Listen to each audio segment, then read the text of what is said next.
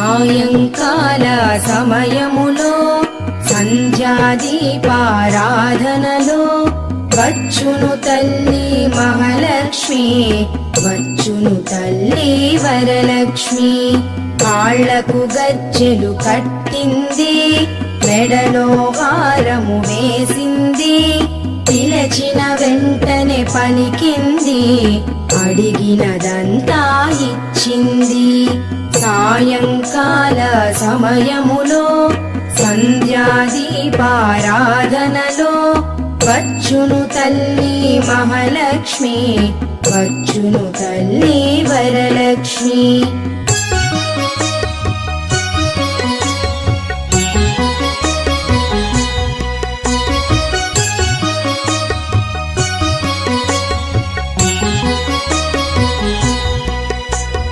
ధనముల